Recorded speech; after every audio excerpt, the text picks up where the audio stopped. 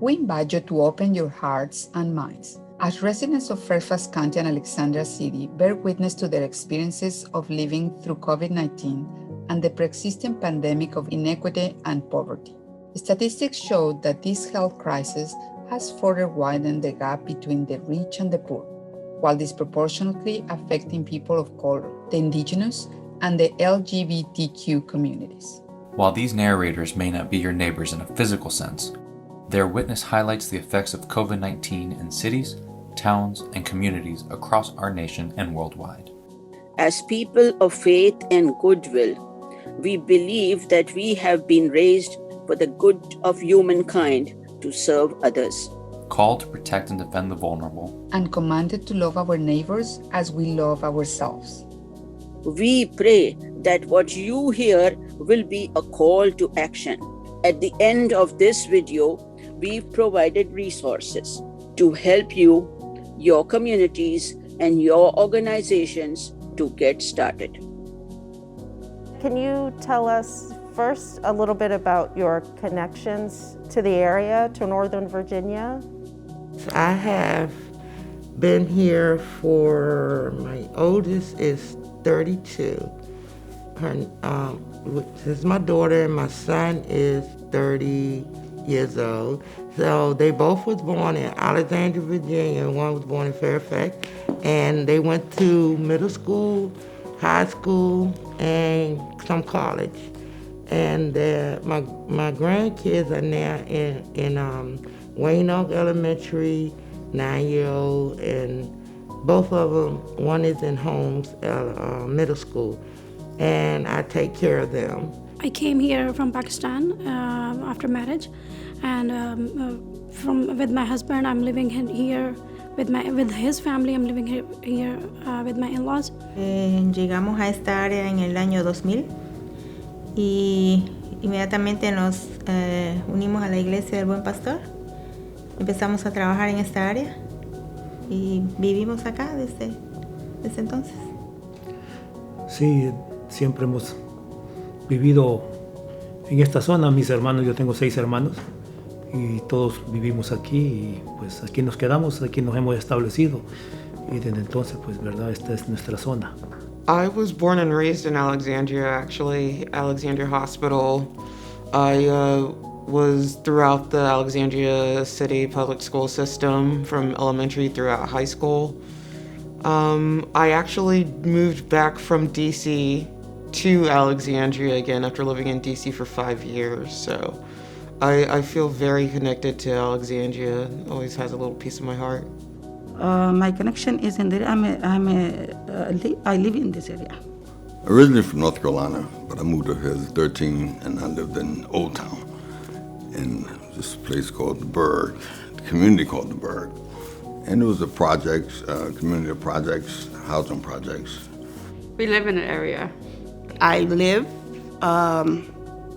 here in Fort Belvoir area, and I attend this church, Rise and Hope Methodist Church.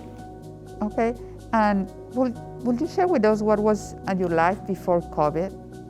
Pues antes del COVID todo era normal, feliz. En la casa pues tenemos una hija con nosotros de 20 años en la universidad. Ella, este es su segundo año que está haciendo y trabajábamos los dos. Él manejaba una camión, un tow truck, y yo he trabajado siempre con niños como niñera y normal, trabajando, la iglesia, paseando y todo normal. It was very awesome. I enjoy my life. I was going outside everywhere, doing my job, and spending everything and doing whatever I want. But now it's stuck. It was good. I was busy. I'm a retired daycare teacher. I taught for 35 years. My biggest worry was my daughter because she's suicidal, so just watching her. And I have a grandson that has autism, so my plate is really full, and not to mention I'm dealing with my own demons. But after I retired, just going to see my therapist and other things I had to attend to. So, I had a full day every day. Before the COVID start, I have a normal everything. I can go out, I can go for my job, and I meet my friend or neighbor. It's just like a normal go to the park and meet with the peoples. That's just like a normal. Before was beautiful. We were going to the beach. We couldn't do that no more. We were taking the kids out on their birthday. The parks closed down. Enjoying our life. It was much better because she would pick me and the kids up and we would go on visit mom, dad, and everything, on birthdays and stuff. You could be around your family with no problem. Un camión donde jalaba vehículos. Me mantenía, ¿verdad? En 4 estados. Virginia, West Virginia, Pensilvania y Delaware. Y esa era mi ruta de trabajo, que lo vengo haciendo desde hace como 18 años, ¿verdad? Y pues, gracias a Dios, pues, ¿verdad? Nos iba muy bien. Before COVID, I've been in the restaurant industry for over 10 years now. So, before COVID, I thought I had a fail-proof job because everyone always goes out to eat, everyone always goes out to drink. And especially in the DC area, it's a very transit area, so you can make really good money, especially if you are a professional server here, before COVID. And how has COVID affected your life? I just remember the day of my boss telling me to file for unemployment as soon as possible. And maybe a couple of days later, we were on lockdown. So going to the grocery store was a feat. Finding toilet paper, bottled water, just not knowing how long this was gonna last, especially with the entire country in quarantine. That was really scary. It affected very badly. I lost my job in March 2020. I was doing substitute teaching, and my husband lost his job. We were both at home. It is very hard to staying at home all the time, and it is hard to running your expenditures with that. It's an awful situation. Desde que febrero, marzo, primeras semanas de marzo, que definitivamente pues, yo no trabajo. No trabajo y pues tuve que, pues, verdad, deshacerme de mi camión, vender mi camión, porque hasta ahorita, pues, verdad, no se ha recuperado, pues, verdad, en el mercado donde yo trabajaba. My husband's health affected, and my job, which is I don't have a job, and before I have a job, and then I lose my unemployment from October, and I don't have any resources of income right now. I was working, had a job, and we closed down. We closed the job down. I worked at it at the South County Recovery Drop-In Center for RPSV, and what happened there is like we had to shut down and reorganize everything. We had to change our venue around as far as, the assistance that we were offering people.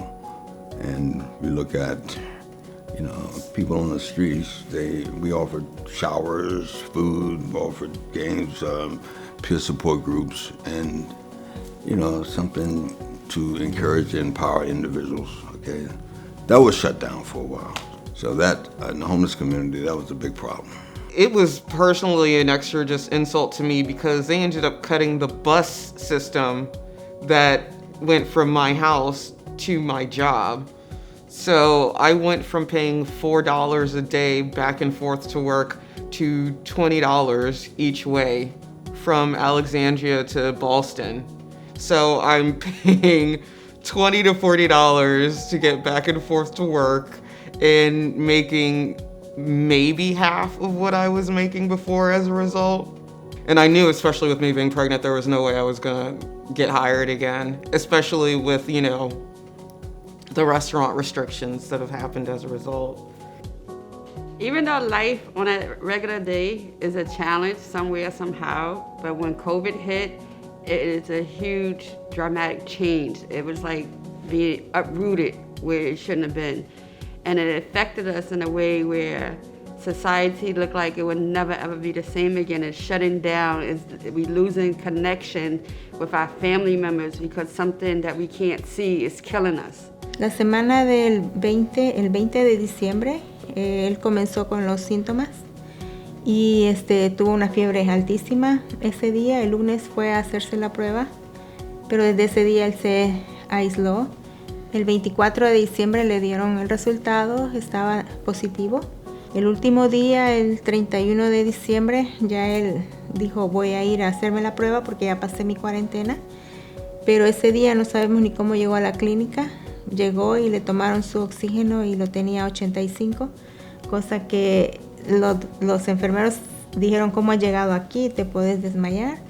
Inmediatamente de ahí lo mandaron al emergency.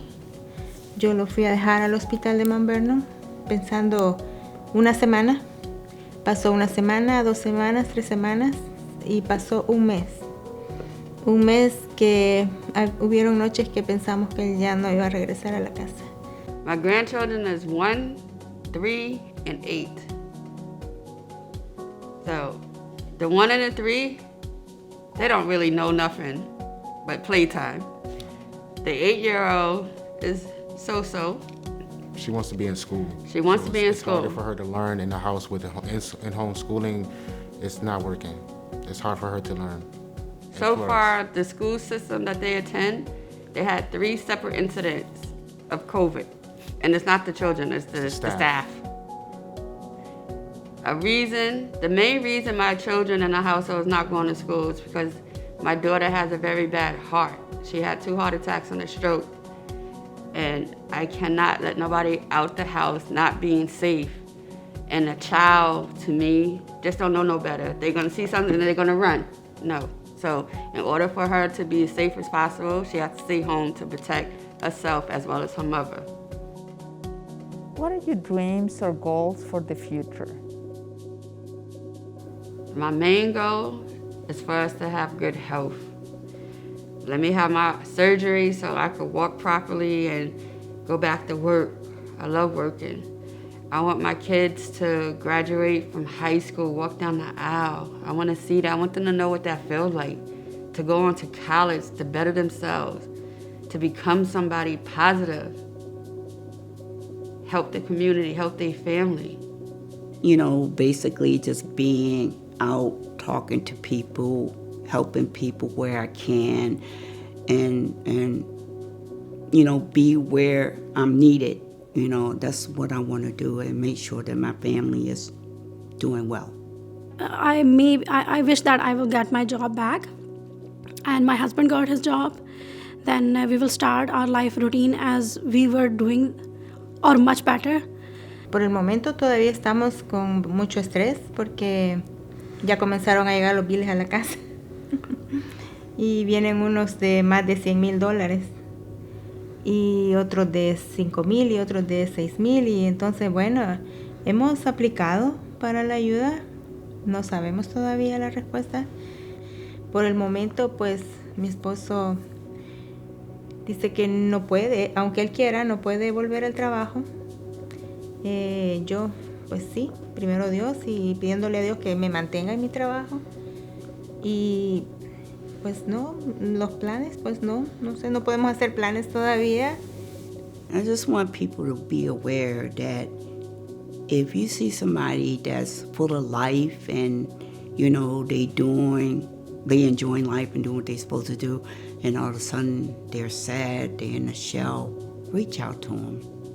Reach out to them, because depression, it doesn't have any signs, you know, and sometimes you just have to push your world off on the side and just go to that person, are you okay? Sometimes those simple words will make a difference, you know, just, are you okay? Is there anything I could do for you? You know, do you have somebody to talk to?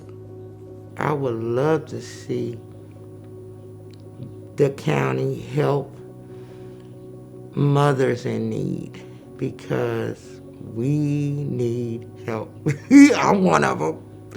Like with the transportation, to see that everybody needs a little help, a little bit of inch of a help will go a long way.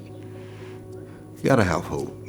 You know, so many people come from such diverse areas, so diverse communities, and well, none of us are the same. So we have to meet the people where they are